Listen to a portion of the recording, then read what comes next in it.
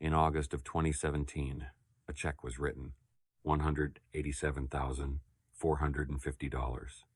Written out by hand, the cents and all, in blue ink, on a Tuesday afternoon at a kitchen table in the Wisconsin foothills. And it was made out to a woman who had not bought a single bag of livestock feed in 14 years. Now, that check wasn't an inheritance. It didn't come from some long-lost relative back east. It wasn't a lottery. It wasn't luck. It wasn't money that fell out of the sky onto somebody who hadn't earned it. It was a year's profit, honest profit. Every dollar of it worked for, sweated for, waited for. And here's the part that takes some getting used to. The whole thing, that entire fortune, was built on something a brewery in town used to throw in the garbage, something they called trash, something they paid good money every single week to haul off and bury in the ground. Her name was Opal Renfrew. And in the spring of 2003, when this story really begins, Opal was 65 years old. I want you to picture her for a minute, because if you've lived any kind of life at all, you've known a woman like her. Small, wiry, hands like worn leather, a face that had been out in the weather for 65 years and wasn't sorry about a minute of it. She wore her late husband's barn coat in the cold months and her own father's in the colder ones.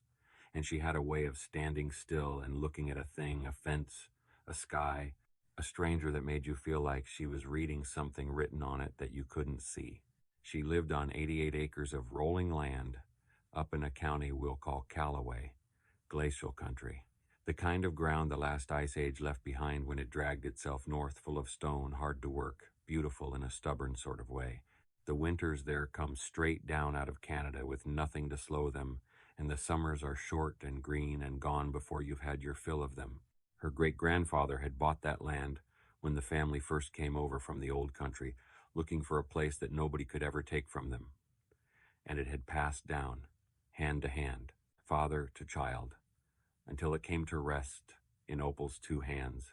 She had buried her husband on that land, and she had buried her only daughter on it too, a loss she carried the way some people carry a stone in a coat pocket, quiet, always there, heavy in a way that doesn't show on the outside.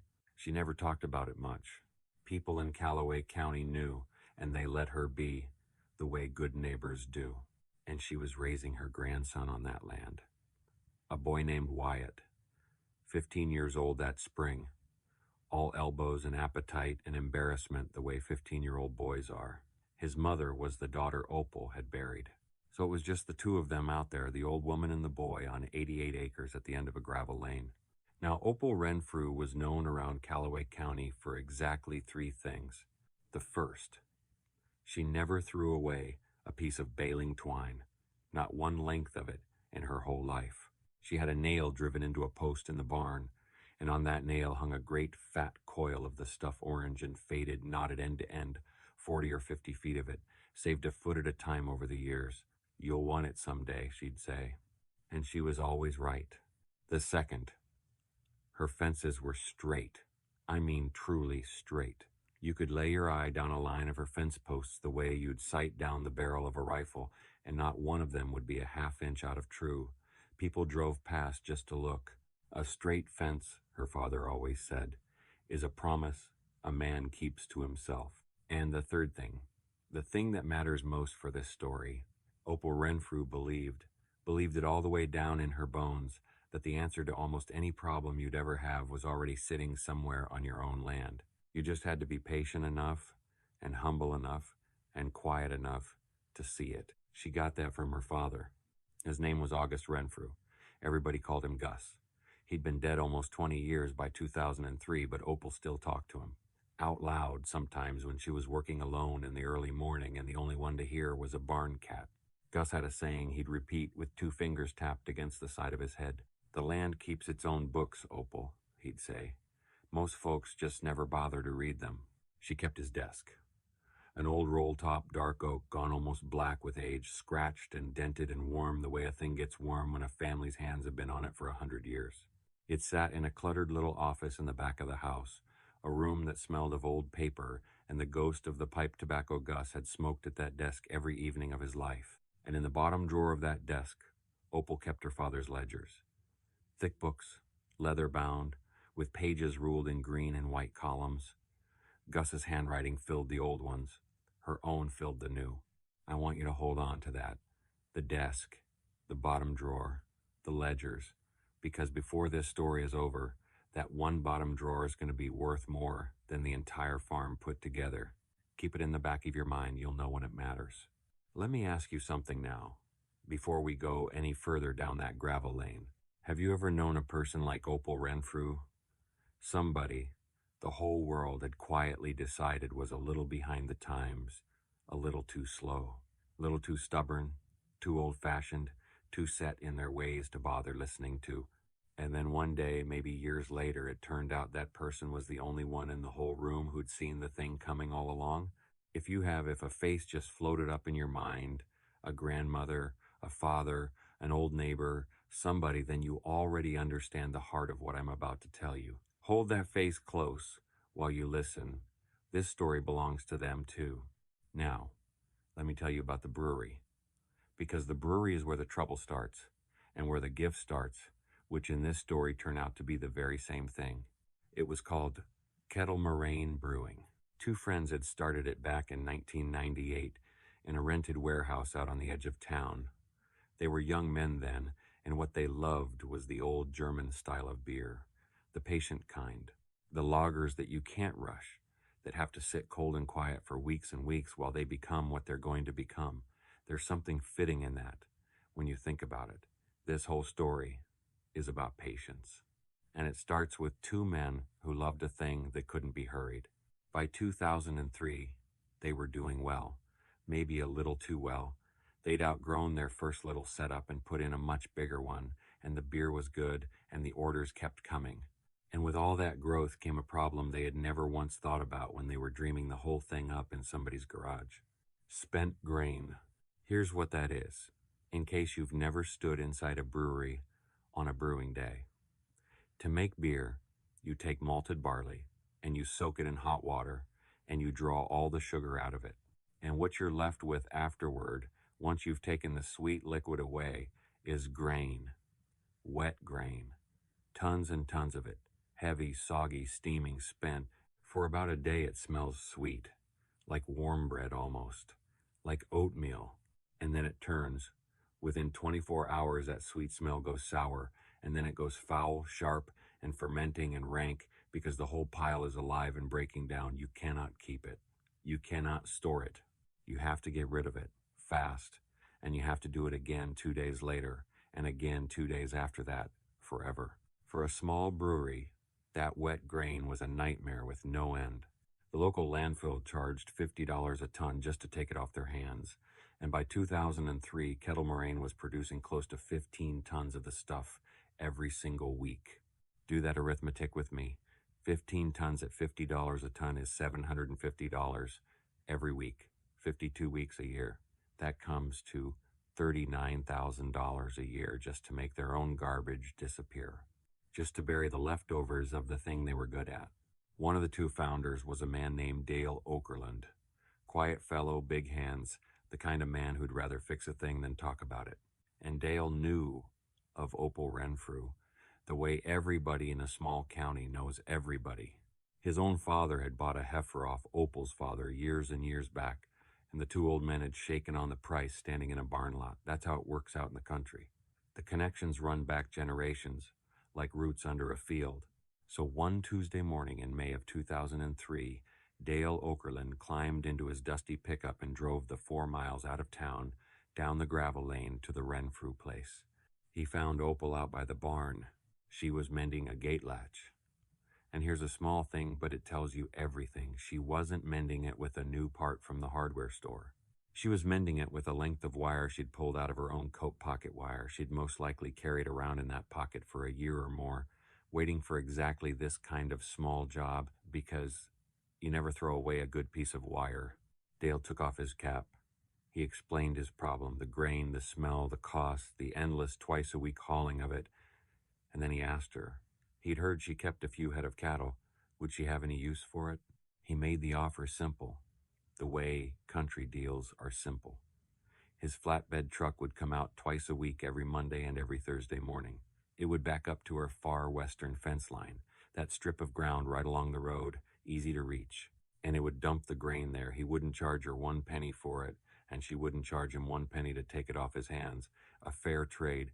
Even Stephen, neither one beholden to the other. Opal looked out at the spot he was pointing to, and I have to tell you what that spot was, because it matters later in a way you won't believe.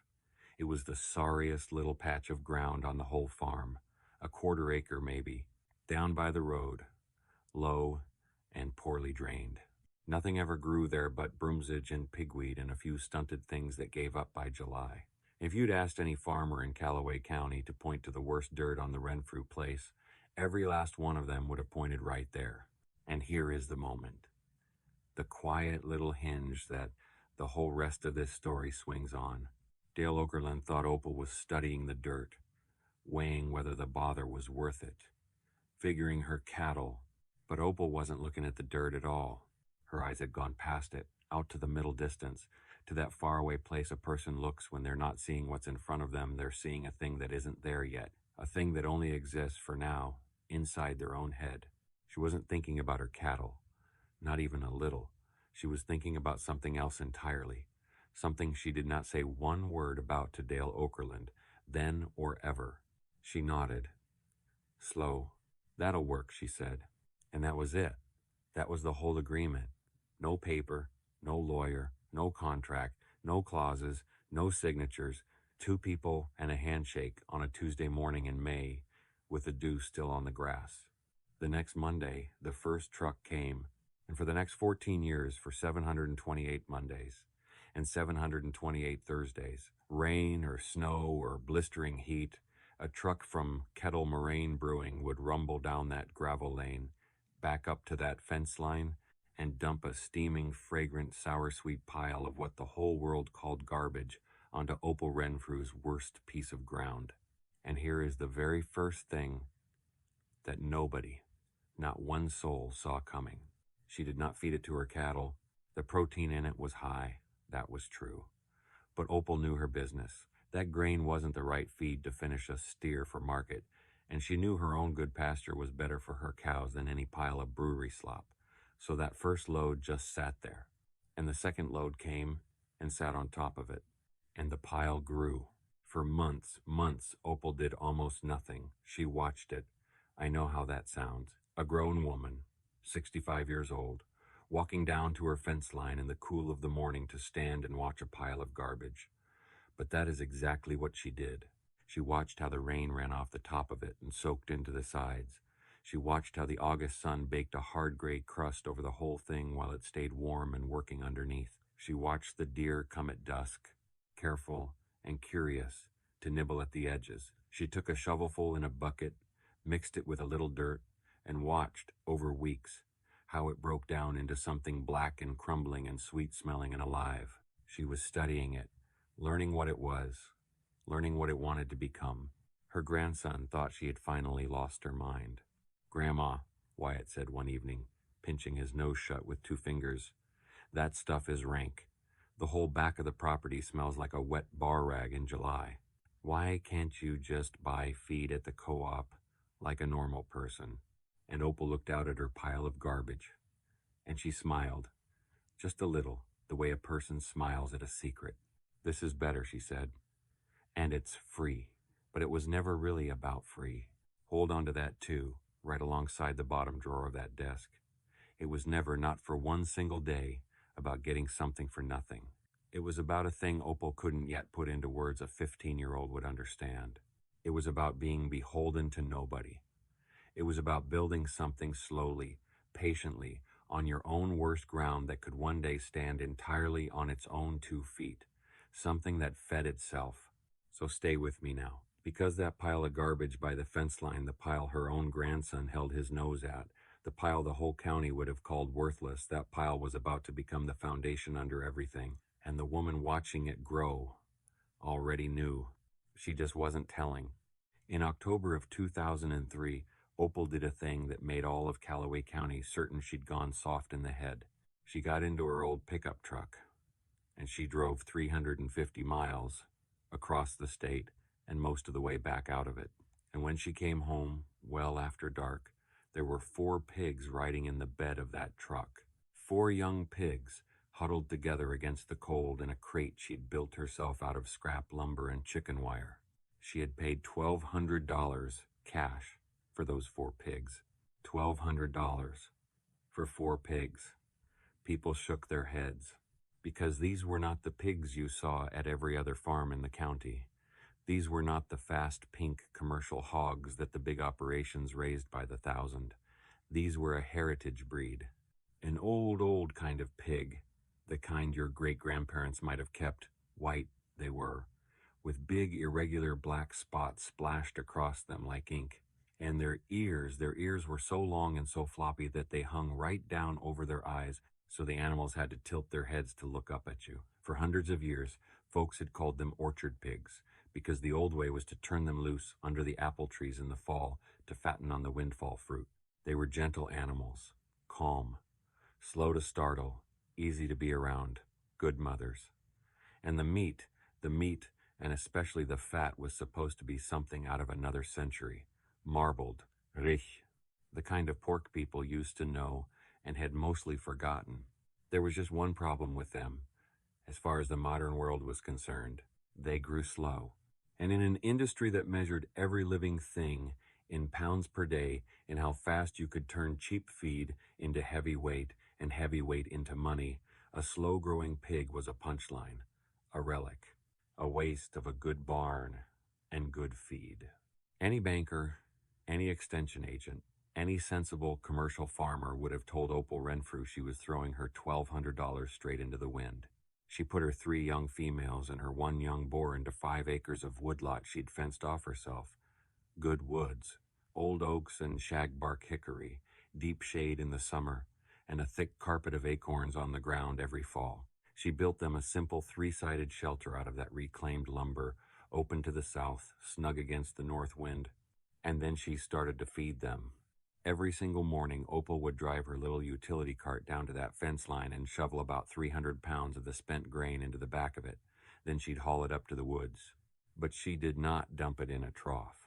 She scattered it, wide, threw it out across the leaves and the dirt in a long broadcast, so the pigs had to go find it, had to root for it, nose it up out of the soil, work for every mouthful the way pigs were built by God to do.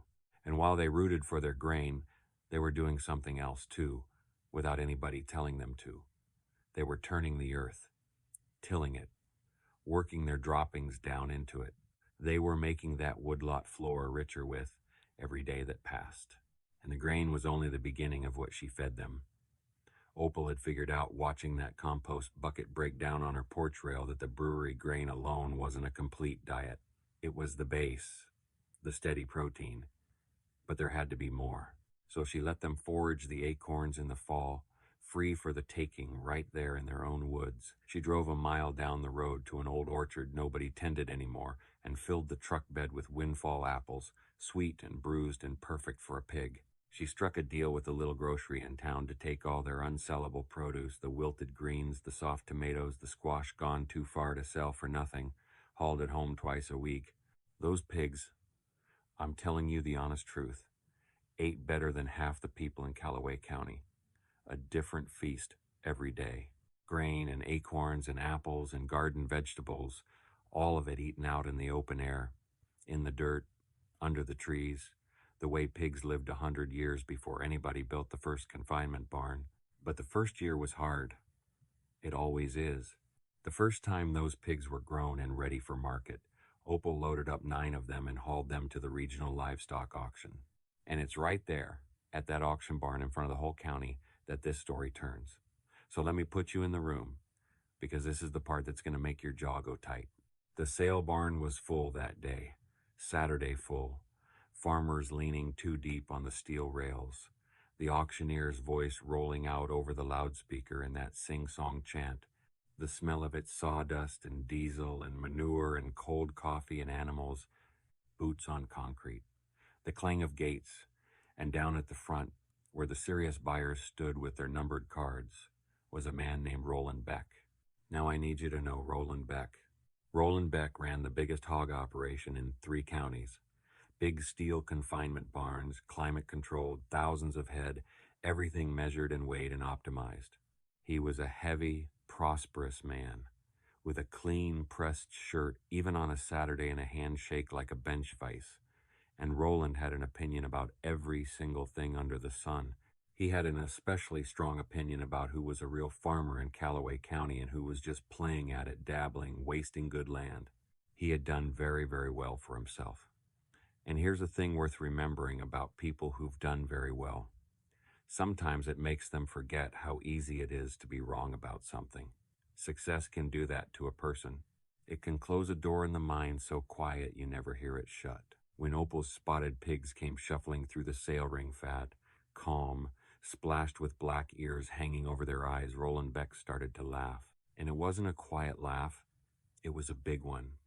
The kind that turns every head in a crowded barn. "Well, would you look at that?" he said, loud, pitch to carry. "Old Opal Renfrew's brought us a load of lard. These things are carrying more cover than a parlor couch." A few men chuckled along, the way men do in a crowd, not wanting to be left out. And Roland, hearing it, warmed right up. He had an audience now. "What in the world do you feed these, Opal?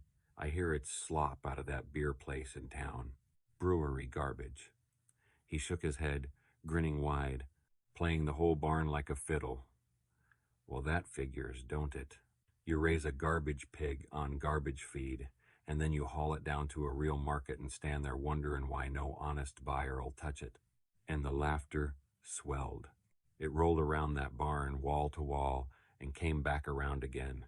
Men laughing, a few looking away, uncomfortable, the auctioneer pausing, waiting it out. And Opal Renfrew stood there in the middle of it, 65 years old, a widow, a woman who had buried her own husband and her own child, and was raising that child's son alone at an age when most people are thinking about rest. She felt every single eye in that barn turn and land on her. She felt the heat come crawling up the back of her neck and into her ears. She felt for one long, terrible moment exactly the way that man wanted her to feel, small, foolish, old. But she did not run. Every instinct in her body told her to get small, to drop her eyes to her boots, to wait for it to pass the way you wait out a hailstorm under a tin roof. That's what most people do. That's what's easy. Instead, and this is the moment, this is the woman, Opal Renfrew lifted her chin. She turned her head slow and she found Roland Beck's face in the crowd, and she looked him dead in the eye. And when she spoke, her voice was not loud. It didn't have to be. The whole barn went quiet to catch it, the way a room goes quiet when somebody decides not to flinch. "I'm not raising these pigs for your auction, Mr. Beck," she said. "I'm raising them for a market that doesn't exist yet." For a second, nobody said a thing. Then Roland laughed again. Of course he did, wiping the corner of his eye with a thick knuckle. "A market that doesn't exist," he repeated, savoring it, turning it into one more joke for the crowd. "Well, sweetheart, you be sure and let us all know when it shows up." That day, Opal's pig sold for 58 cents a pound. Live weight, a plain, average, nothing special price. She took the money. She paid to have 2 of the animals processed for her own freezer. And she drove the 4 miles home in the dark with the windows rolled down and the cold air on her face. And here is the thing you have to understand about her. She was not discouraged. She wasn't building for that barn. She had never once been building for that barn, or for Roland Beck, or for the going price on a Saturday afternoon. She had stood up in front of the whole county and told them the plain, exact truth of what she was doing, and they had laughed at her for it. A market that doesn't exist yet. Let me stop right here, because I want you to sit with this one for a second before we go on. Have you ever been laughed at for believing in something that nobody else could see? Have you ever stood in a room, a kitchen, an office, a church basement, a sale barn full of people who had all quietly agreed that you were a fool? And did you keep going anyway? Did you drive home in the dark and get up the next morning and do the work one more time? Because if you did, if you know exactly what that drive home feels like, then I think you and Opal Renfrew would have understood each other just fine. And I think the thing you're holding on to right now, the thing they laughed at, might not be so foolish after all. Stay with me. Because that market she talked about, the one that didn't exist, it was coming. It was already on its way. And when it finally arrived, the man who'd laughed the loudest in that barn was going to need Opal Renfrew far, far more than she would ever need him. For the next several years, the rhythm of the farm hardly changed at all. The truck came twice a week, Monday and Thursday, reliable as the sunrise. The pile by the western fence line became a permanent feature of the landscape, a low, steaming, ever-renewing little mountain of the thing the brewery still threw out and Opal still quietly turned into gold. Her herd of spotted pigs grew, slow and steady, the only way they knew how. And Opal was careful about it, picky even. She kept only the very best young females back for breeding, and she didn't choose them the way the commercial men did, by weight or by speed. She chose them for temperament, for how calm a sow stayed when the weather turned ugly, for how good a mother she was, how she looked after a litter, how she settled. Opal was breeding patience and good sense right into her own animals year over year, the way her father had bred it into his cattle, the way the land had bred it into her. And while she did that, quietly, out at the end of her gravel lane, the whole world was beginning to change in a way that would eventually come rolling all the way out to that fence line. Because somewhere out there in the cities, in the good restaurants, people had started to care all over again about where their food came from. It was a small thing at first, a handful of young cooks who were tired of the pale, lean, watery factory pork that everybody else was buying by the case. They wanted pork that tasted like something, pork with flavor, with character, with a real story behind it. And above all, they wanted fat because the good cooks, the ones who knew, understood that fat is exactly where the flavor lives. And a heritage pig, raised out in the open on acorns and apples and brewery grain, walking miles a day, eating 100 different things that pig had fat, the likes of which hadn't been tasted in 50 years. Sweet, clean, marbled, all the way through. In 2014, a young chef heard a rumor. He had just opened his own restaurant down in Madison, his first, the one he'd staked everything on, and somebody had told him there was an old woman up in Calloway County raising spotted heritage pigs out in the woods, fattening them on grain from a brewery. He didn't half believe it. It sounded like a tall tale, but something about it wouldn't leave him alone. So one morning he got in his car and made the drive. Better than an hour and a half, north into the hills, just to see if it was true. He didn't ask Opal about feed conversion ratios. He didn't ask about days to market or pounds per day. He didn't ask a single one of the questions Roland Beck would have asked. He walked out into the woodlot with her, and he just stood there, in the leaf litter, under the old oaks, in the dappled morning light, and he watched those pigs, watched them root and graze and flop down in the cool dirt in the shade. He crouched down and pushed his bare hand into the soil and brought it up to his face and smelled it black, rich, alive. He looked at how bright the animals' eyes were, how healthy their coats were, how the whole woodlot floor had turned dark and fertile under 14 seasons of their work. "What do you feed them?" he asked her, finally. And Opal told him, plain and simple, the grain, the acorns, the apples, the vegetables from town. And that young chef's whole face lit up like a farmhouse window at sunrise. Because that right there was the thing he'd driven an hour and a half into the hills to find. That was a story he could write on a menu. That was real. In a world full of things pretending to be real, here was the genuine article, standing in a woodlot, fattening on apples, run by an old woman in her dead father's coat. He bought 2 hogs from her that very day, right there on the spot, but he did not buy them the way the auction bought them, by live weight, 58 cents a pound, take it or leave it.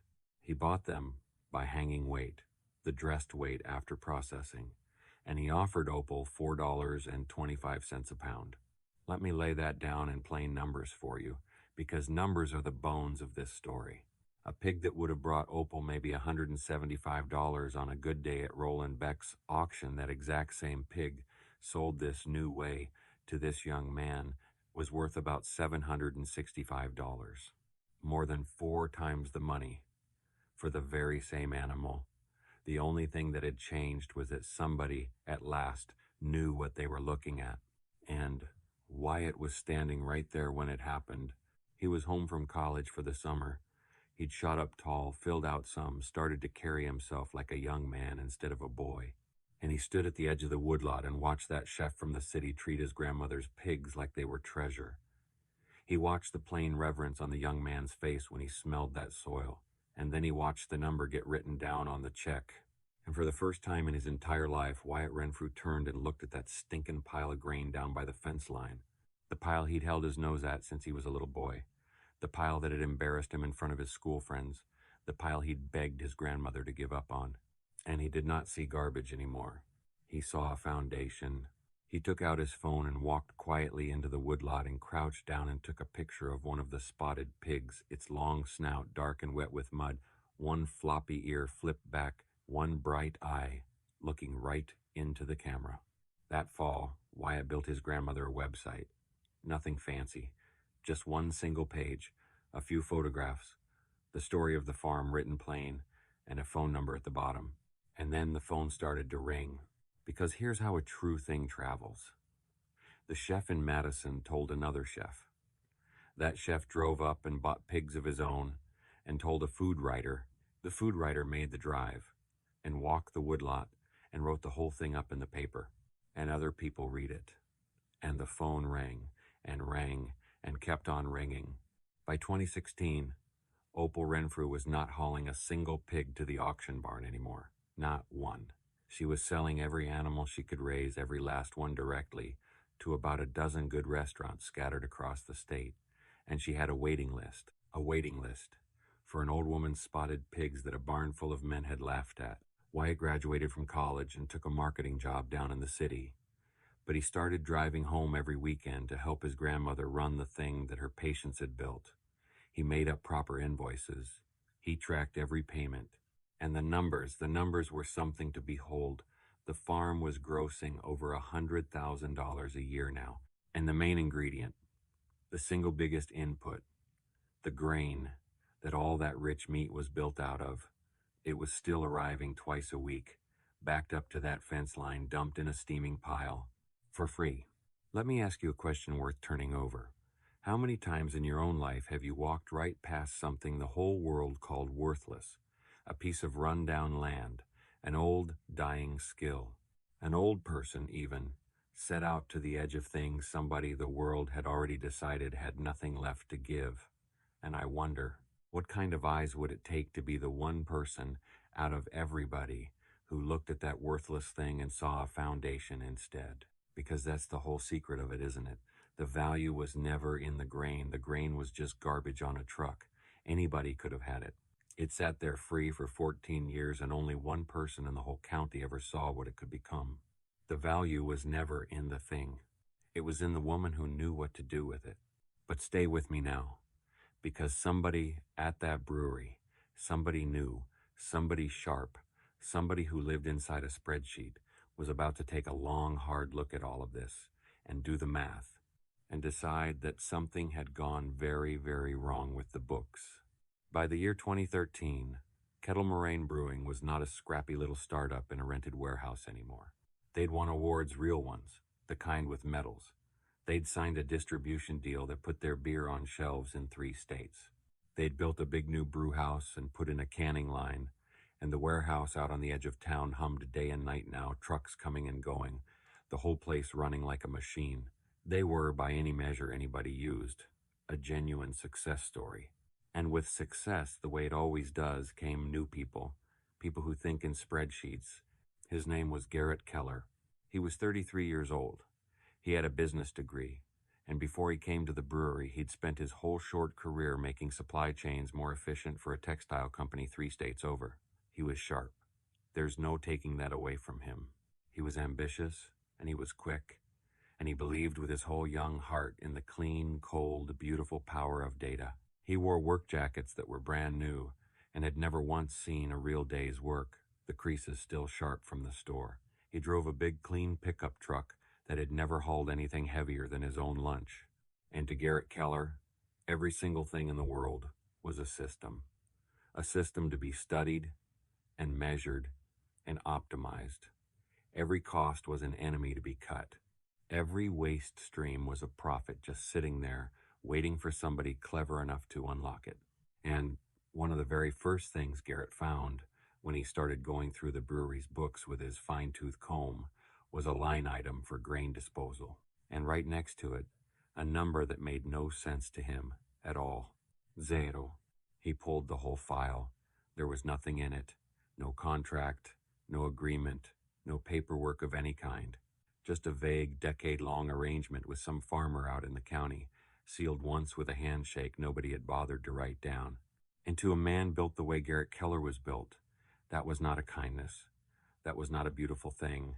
That was a liability, an unmanaged risk, an asset being given away, week after week, for absolutely nothing in return. So Garrett Keller drove out to the Renfrew farm. It was the first time anybody from the brewery, other than the truck driver, had set foot out there in years and years. He found Opal in the barnyard, turning a compost pile with a pitchfork, 75 years old now, sleeves rolled up past her elbows, working the way she'd worked every day of her life. He introduced himself.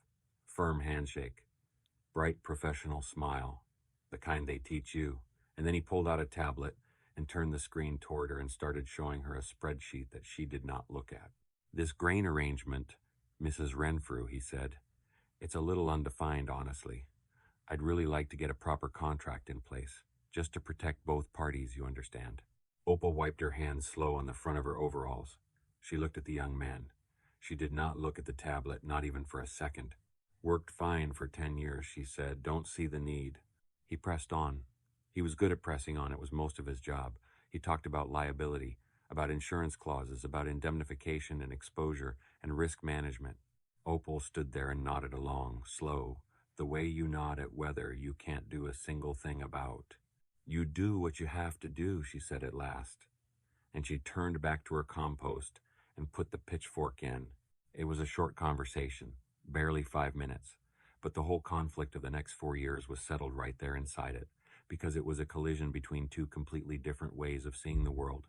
Garrett Keller looked at that farm and saw a ledger with a hole in it. Opal Renfrew looked at it and saw the land. And those two ways of keeping the books were never, ever going to add up to the same number. But before any of that came to a head, before the brewery business broke open, the land did what the land always does. It tested her. Because I have to tell you about the winter now. The winter of 2015 came down early and came down mean. It came straight out of Canada in November, and it never really let go. Wind that cut through a barn coat like it was cheesecloth. Snow that fell and didn't melt, just hardened and grayed and got walked into ice. And somewhere in the dead heart of that cold, a sickness moved through Opal's breeding herd. It came on fast. One sow off her feet in the morning, then two, then a whole litter lost in the night, then another sow down, and another. Opal did everything. She called the vet. She sat up nights in the cold shelter with a lantern. She nursed the ones she could and grieved the ones she couldn't. But sickness in livestock in deep cold is a hard, hard thing, and there's only so much one pair of hands can hold back. By the time it finally ran its course and burned itself out, Opal Renfrew had lost nearly half her breeding stock. Half. Years of careful, patient work.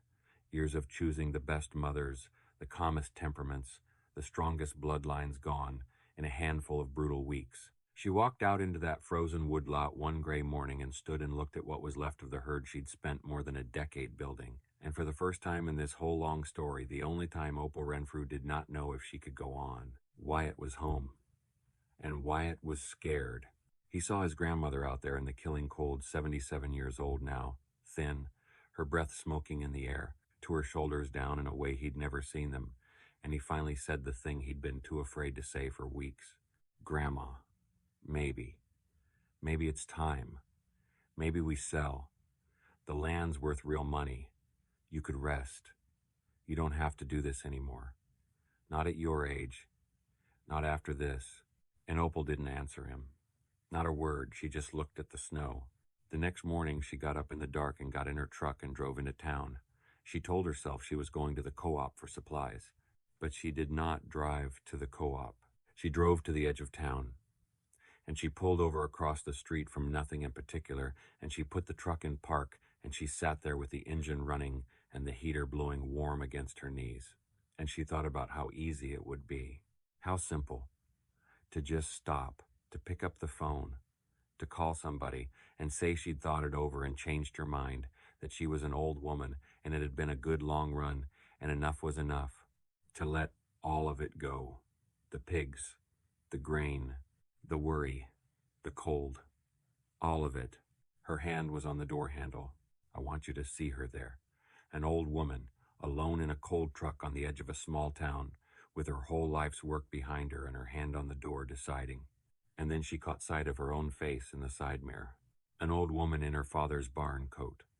Her father's coat that she'd worn for 20 years, and below the collar her own hands on the wheel. The dirt worked deep under the nails, the calluses ridged across the palms. 40-some years of work, written right into her own skin where she couldn't wash it out. And she heard him, plain as if he were sitting in the passenger seat. Gus. 2 fingers tapping the side of his head. The land keeps its own books, Opal. You just have to be patient enough to read them. She took her hand off the door handle. She put the truck in gear. And she pulled a slow U-turn in the empty street and drove the 4 miles back home.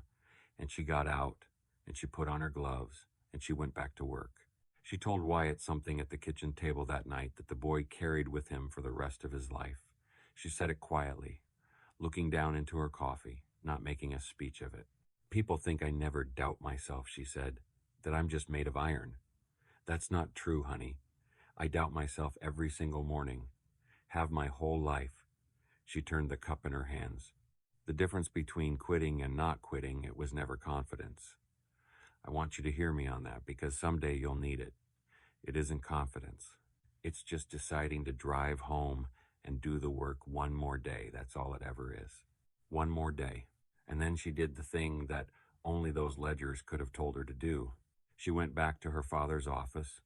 She lit the lamp on the roll-top desk, and she pulled out her own records, 14 years of them by now. Every animal, every birth, every death, every illness, all of it in her own careful hand. And she sat down, and she read them. And the books showed her something her grief had hidden from her. They showed her, in plain ink, exactly which sows had stayed healthy straight through the sickness, which bloodlines had shrugged it off, which mothers were the toughest, the most resistant, the strongest of the strong. And from what was left, from the very best of what survived, Opal Renfrew rebuilt her entire herd. That's a good place to take a breath, because I'd guess most of us have been parked across the street with our hand on the door handle at one time or another. Most of us know that exact cold morning. The question was never whether Opal felt like giving up. She did. She told her own grandson she doubted herself every single day of her life. The question, the only question that ever matters, was what she did next. And what she did was take her hand off the handle and put the truck in gear and drive home. Now, back to Garrett Keller. Because while Opal was rebuilding her herd from the strong ones, Garrett had not forgotten that line in the ledger that read 0. It nagged at him the way a loose tooth nags, and eventually he found his solution. A company called Pellet Works, down in the next region, over a couple 100 miles south, had a brand new technology. They could take wet brewery grain and dry it and press it into shelf-stable pellets and sell it as feed to the big cattle feedlots. And they were willing to pay for the raw material $40 a ton. The brewery was producing close to 20 tons a week by then. $40 a ton, 20 tons a week, 52 weeks a year, that came to better than $41,000 a year. Found money. Just sitting there, Garrett thought, being shoveled out the back door for free. And I want to be fair to Garrett Keller here, because this is not a story about a villain in a black hat twirling his mustache. The brewery was carrying real debt by 2017. The board was leaning on him hard to cut costs and find revenue. There were 30 people whose paychecks depended on the numbers coming out right. Garrett Keller was not a cruel man. I truly believe that. I believe there was one night, sitting up late with that spreadsheet glowing in front of him, when he hesitated, when some part of him knew it would hurt the old woman out on the farm, the one who'd been solving their worst problem for free for 14 years. But the spreadsheet was clean, and the math was simple. And in the end, like a lot of smart young men, Garrett trusted the math over the feeling.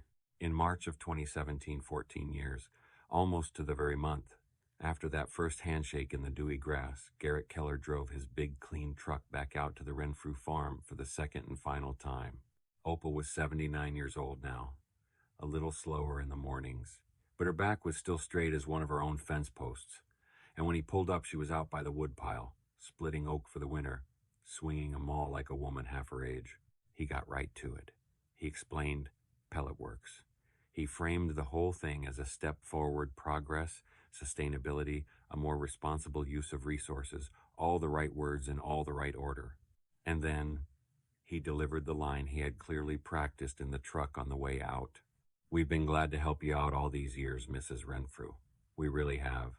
His voice was kind, the kindness of a man doing somebody a favor, but the truth is this grain has value. It's an asset, and we've got a firm offer to buy it now. He paused, and he smiled, gentle. "Of course, we'd give you first right of refusal. You can have it for the very same price they're offering, $40 a ton." Opal set down her maul. She stood there a long, long time. The wind moved through the pines along the lane. A crow called once, somewhere out past the barn, and went quiet. Wyatt had driven in from the city that morning, and he stood by the barn door watching the whole thing, his stomach pulled into a hard knot. When Opal finally spoke, there was no anger in her voice at all. None. There was something else, something quiet, something almost, but not quite, like pity. "I can't pay you for it," she said. "The price is too high. It breaks the whole system." Garrett gave a small, sympathetic shrug, the kind that doesn't cost a thing. "I understand. I really do. But it's just business, Mrs. Renfrew. The economics changed." And he looked, honestly, a little relieved to have it over and done. "The last delivery will be this Thursday." And then Opal Renfrew said the thing that Garrett Keller would not understand for one full year. She looked at this sharp young man who was so proud of his own efficiency, and she said it slow so he'd be sure to have it later when he was ready. "You think you've been giving me something for free all this time?" She shook her head, gentle. "But you haven't. You've been paying me. You've been paying me in grain every Monday and every Thursday for 14 years. She looked him right in the eye. "And I have been investing every single load." Garrett didn't understand it. How could he? It didn't fit anywhere in his spreadsheet. He just gave a small, confused little half smile, the smile you give a thing that doesn't quite add up, and he said, "Well, the arrangement's over now, I'm afraid. Pellet Works starts their pickups on Monday."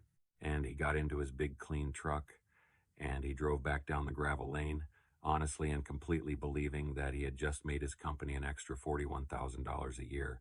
Wyatt walked over to his grandmother. His voice came out tight and small. "What are we going to do, Grandma?" Opal watched the dust from Garrett's truck rise up off the lane and hang there a moment and settle slowly back down onto the gravel.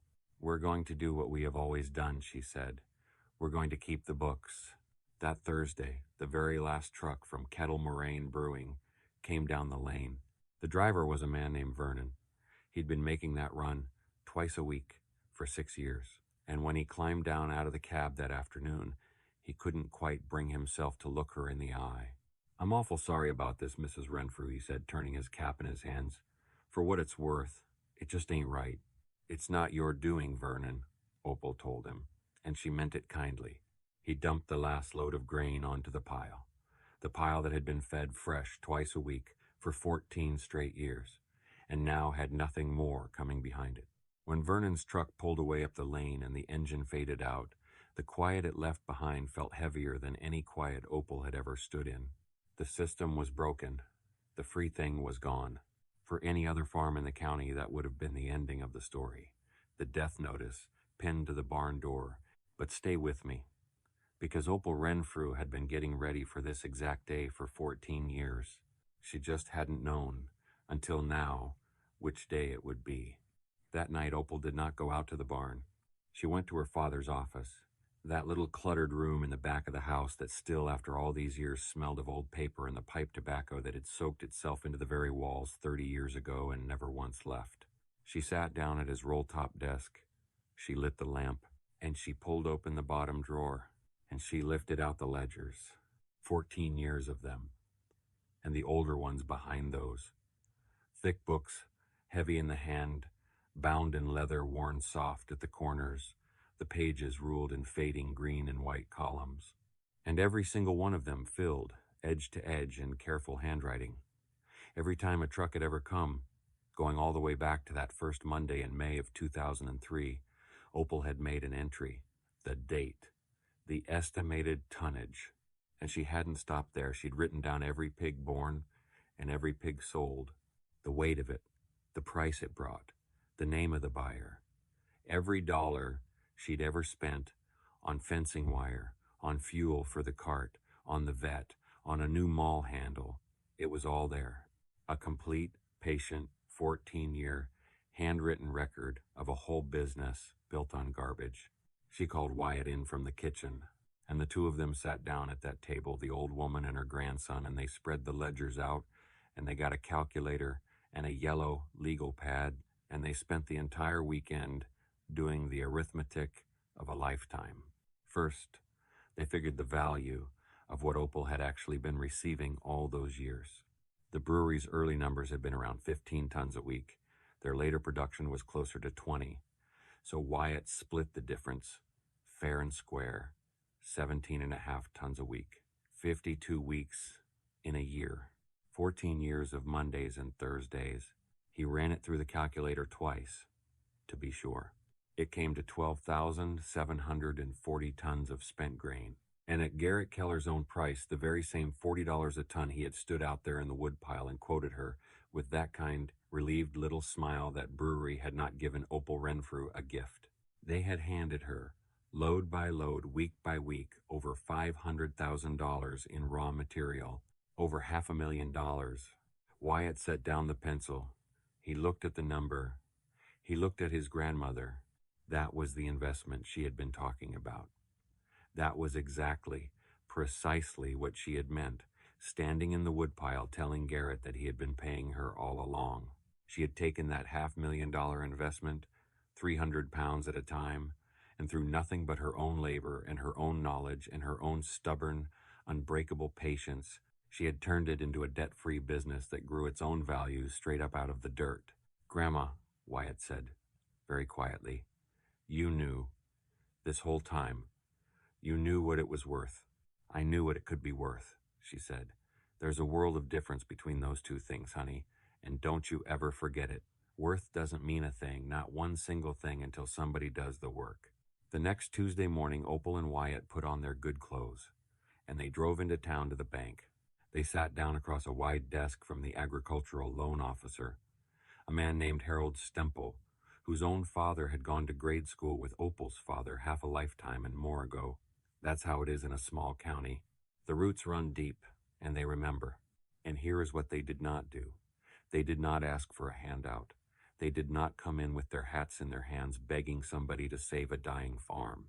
They set the ledgers down on Harold Stemple's desk, and they showed him 14 years of records. They showed him 3 full years of direct restaurant sales.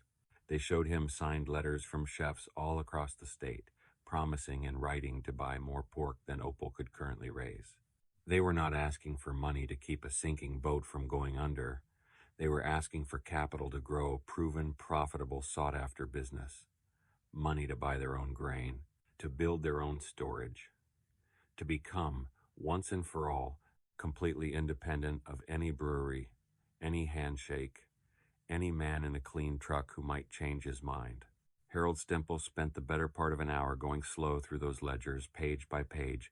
He knew Opal's name. Of course he did. Everybody did. He knew her reputation, knew her father's name too. But in the end, it wasn't her name that did it. It was the numbers. The numbers were the numbers, and they were undeniable. He closed the last ledger, and he folded his hands on top of it, and he approved a line of credit for $250,000. Now, let me take you back to town for a minute, because while Opal sat in that bank quietly building her future, Garrett Keller's clean, efficient, beautiful system was running headlong into the real world. The pellet works trucks were based 200 miles away, and 200 miles, it turns out, is a long way to depend on. Sometimes the trucks were late, sometimes they broke down on the highway, and every single time one of them didn't show, the brewery was left with 20 tons of wet grain sitting in the summer heat with nowhere on earth to go. And wet grain does what wet grain does. It soured. It stank. A sharp, foul, fermenting reek that rose up off the loading dock and drifted on the wind. And the brewery sat on the edge of town, but not so very far on the edge. A neighborhood downwind began to complain. Then more of them.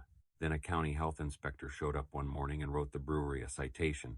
To fix it, they had to spend $15,000 on a sealed containment unit just to hold their own garbage between pickups without poisoning the whole neighborhood. And then, as if the sky itself were keeping a ledger, the market for feed pellets went soft, and Pellet Works, citing market conditions, invoking a clause buried deep in their contract, cut the price they'd pay from $40 a ton all the way down to $25. So Garrett Keller's beautiful $41,000 a year was now, at the very best, $26,000. And out of that 26, you had to subtract the $15,000 containment unit and the citations and the angry neighbors and the endless administrative headache of the whole sorry business. The spreadsheet had been so clean, so elegant, so smart, and reality turned out to be messy and expensive, and it stank to high heaven. Here's the irony of it, and I want you to hold it up to the light, because it's the kind of thing that ought to take your breath away. For 14 years, Opal Renfrew had solved that brewery's single worst problem. Solved it perfectly. Solved it for free. And the very moment a clever young man with a business degree reached out to squeeze a few dollars out of her, he didn't just lose a partner.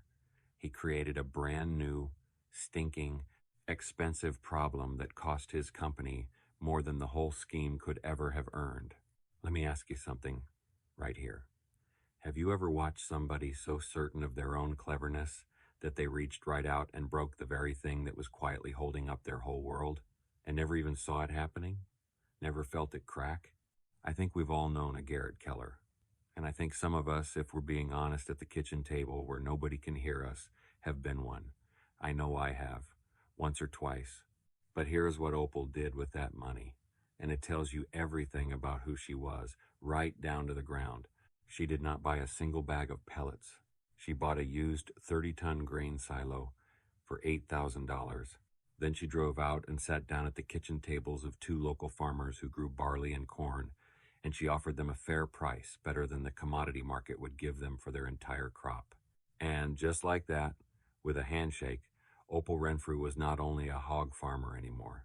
She was a steady customer two more families could count on year after year. A linchpin in her own little corner of the local economy. Then she bought a used grinder mixer for $5,000, and she built her own custom feed, recreating the nutrition of that old brewery mash, but now with more control over it than she'd ever had in 14 years.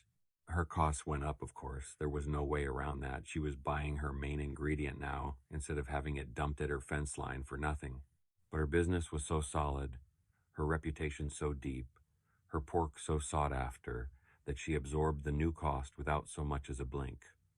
She raised her prices to the chefs by a modest 5%, and not one of them, not a single one, complained, because by then they understood that they were not just buying her pork, they were buying her story.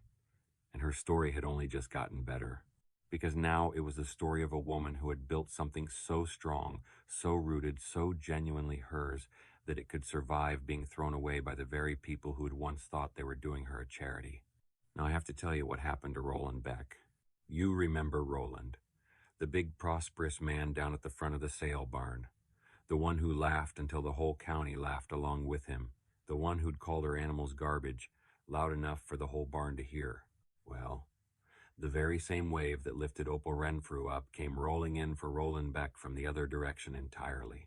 Because the new world, the world that wanted heritage pork, raised right out in the open with a real story behind it, that world had no use whatsoever for what came rolling out of 1,000-head climate-controlled confinement barn. And at the very same time, the price of commodity hogs went soft, and then it stayed soft, year after grinding year. Roland Beck had borrowed big to build big. He had bet his entire life on pounds per day, on scale, on faster and cheaper, and more. And when the bottom finally dropped out from under all of it, Roland was the man standing right on top of the hole. He lost the contracts first. Then the cash flow dried up. Then, one piece at a time, the barns themselves. And on a gray afternoon in the fall of 2018, a truck that Opal didn't recognize came, slow down her gravel lane, and Roland Beck climbed out of it. He was thinner than she remembered, a good deal thinner. The clean pressed shirt was gone, replaced by an old work shirt washed soft and pale. He stood in her yard with his cap in his two hands, turning it over and over and over, and for a long moment he couldn't seem to get a single word started.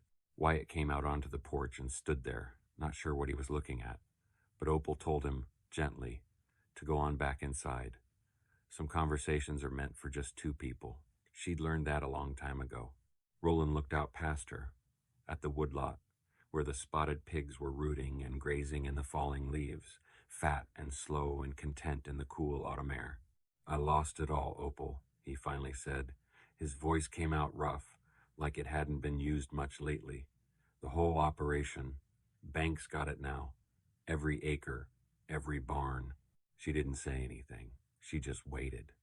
She had learned over a long life that the most important things a person has to say, they have to come to in their own time. You can't pull them out. You can only stand quiet and let them arrive. "You want to know what really kills me?" he said.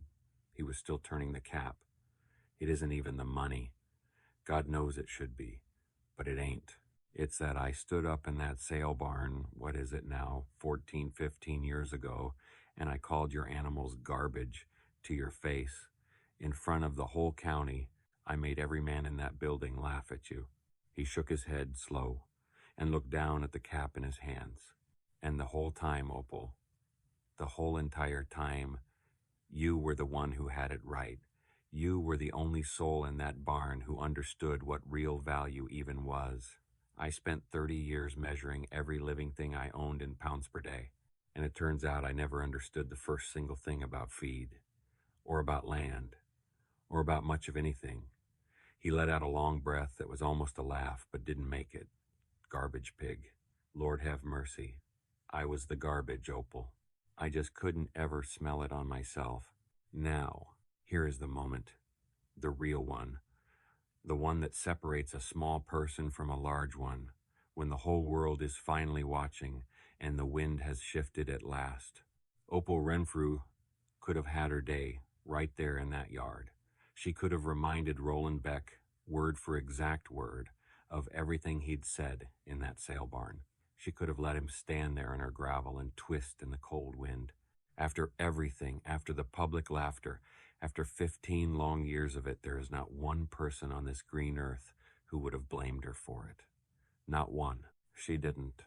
She walked over, slow, and she stood beside him, shoulder to shoulder, and she looked out at the very same woods he was looking at. "You think I never doubted any of this?" she said. "Roland, one bad winter I lost half my herd. Half of it. I sat in my truck one morning closer to walking away from the whole thing than anybody alive will ever know. Pride is not what kept me here, in case that's what you're thinking. Stubbornness, maybe. And a daddy who taught me how to read my own books." She turned and looked at him then. "A man who can stand in a yard and admit out loud that he was wrong, that man's already done the very hardest part. Most folks never get there at all." He looked at her, not quite understanding where she was going. "I've got more orders than I can fill," she went on, looking back at the pigs. "Had a waiting list for 2 years now, and I've been needing somebody who truly knows hogs. Not pounds per day. Hogs. Somebody who isn't too proud to learn a whole different, slower way of doing the thing." She paused. "If you wanted honest work, Roland, there's honest work to be had right here." Roland Beck stared at her. A grown man. A big man. A man who'd stood at the front of a sale barn and made a whole county laugh, and his eyes filled right up and spilled over, standing there in her yard. "Why?" he managed. "After what I did to you, in front of everybody, why on God's earth would you do that for me?" And Opal said the truest thing she knew. The thing her father Gus had planted down inside her a long, long time ago, that had grown there ever since, slow as a chestnut tree. "Because my daddy taught me you don't measure a person by what they take," she said. "You measure them by what they manage to give back. And you've got a great deal more left to give than you think you do, Roland. You just spent the whole first batch of it on the wrong thing." He came to work for her the following spring, and he was good at it. The slower way, the patient way, the open-air way, it took an old commodity man a long while to feel it in his hands. But he learned it. He learned to read a sow's temperament, to scatter the feed wide, to wait, and he never once, for the rest of his natural life, called any living animal garbage again. Let me take a breath here, because, honestly, I needed one writing this part. That right there is the piece of this whole story I would most want my own grandchildren to remember. Not that the proud man fell, anybody can tell that story, and plenty of people enjoyed telling it, but that the woman he had humiliated in front of the whole county walked across her own yard and reached out a hand and pulled him back up onto his feet. There is a kind of strength in that you cannot buy, not with $500,000, not with any amount of money there is. And I want to ask you, wherever you are right now, out in the garden, or driving, or sitting up late where it's quiet, is there a hand you could reach out this week? To somebody who wronged you once, a long time ago, and has surely paid for it long enough by now? You don't have to answer me. Just turn it over. Just let it sit there a minute, the way Opal let things sit. As for Garrett Keller, about a year after that very last truck, a letter came to the farm. No spreadsheet this time. No tablet. Just a few lines, written out by hand on plain paper. He'd heard how it had all gone, the citations, the stink, the price cut, the mess. He'd finally done the real math. Not the kind that fits in a clean column, but the other kind. The kind you can only do after the fact, lying awake. And he wanted Opal to know that she had been right, and that he had been wrong, and that he was sorry for it. Opal read it once, standing at the kitchen counter. Then she did a thing that Wyatt thought was the strangest thing in this whole strange story. She carried that letter back to her father's office, and she opened the bottom drawer of the roll-top desk, and she filed Garrett Keller's apology right there, in with the ledgers. "Why are you keeping that?" Wyatt asked her, watching from the doorway. "Because it's part of the record," Opal said. "A man took the trouble to sit down and write out in his own hand that he was wrong. That's a rare thing, honey. That's worth keeping." And she slid the drawer shut, slow. Most folks never get there at all. Be glad in your heart when somebody finally does. And that brings us, at last, all the way back around to the check. In August of 2017, that first full year completely on her own, buying her own grain, beholden to no living soul, Wyatt sat down at the kitchen table and closed out the books. He'd quit his good city job by then and come home to the farm for good. There was no question in his mind anymore about where he belonged. He added up the sale of 220 hogs to restaurants spread clear across the state. He subtracted every cost. The grain, the fuel, the processing at the small family slaughterhouse they used, the vet, every penny of it the way his grandmother had taught him. And the profit for that 1 year came to $187,450. It was the single most profitable year in the entire history of that farm. 128 years. 4 generations. More than her father had ever made on that land. More than his father before him. The most on that hard glacial ground that anybody had ever made. Ever. And that number was the proof of the whole thing. The vindication of every quiet, stubborn, laughed-at decision Opal Renfrew had ever made. Proof in plain blue ink that the value had never, not for one single day, been in the free grain. The free grain was just garbage on a truck. It had sat there free for the taking for 14 years, and only one person in the whole county had ever looked at it and seen what it could become. The value was in the system she had built. It was in the soil, 2 feet deep and black as coffee. It was in the bloodlines of those slow, spotted, gentle pigs, bred for patience over 14 seasons. And most of all, it was in the deep, quiet, unbreakable knowledge of an old woman who had understood her whole life long that real wealth is not a number in a spreadsheet. Real wealth is a living thing, a thing that feeds itself, a thing that can lose half of itself in one cruel winter and grow itself back strong from whatever survived. 2 years later, in 2019, Kettle Moraine Brewing was sold to a big beverage company based far away in another state. The name stayed up on the building, but the 2 friends who'd started it in a rented warehouse were gone, bought out, moved on. and Garrett Keller was transferred to some regional office to manage logistics for a whole portfolio of brands he had never once tasted. The folks around Calloway County said the beer was never quite the same after that. They said the soul had been optimized right out of it, and maybe that's just what people say, or maybe they could taste the difference between a thing made with love and a thing made on a spreadsheet. I tend to think they could. And, Opal Renfrew. Opal kept farming, and kept her father's ledgers in her father's desk in his father's house on her family's land right up until the winter of 2021. She passed away in the very house where she had been born, the house where she had buried her husband and her daughter, and carried that stone in her pocket all those long years without complaint. She was 83 years old, and her grandson was holding her hand when she went. Wyatt runs the farm now. The herd of spotted pigs is up over 60 breeding sows. The waiting list for their pork runs 2 full years long. Roland Beck worked there until his own knees finally gave out for good, and the two of them, the man who had laughed and the woman who had forgiven him, became, in the end, something very close to friends, which is its own kind of miracle, if you stop and think about it. Wyatt still keeps the books by hand, in the leather ledgers, in his own careful writing, exactly the way his grandmother taught him at that kitchen table. He keeps a copy on the computer now, too, but the real books are still the ones in the bottom drawer.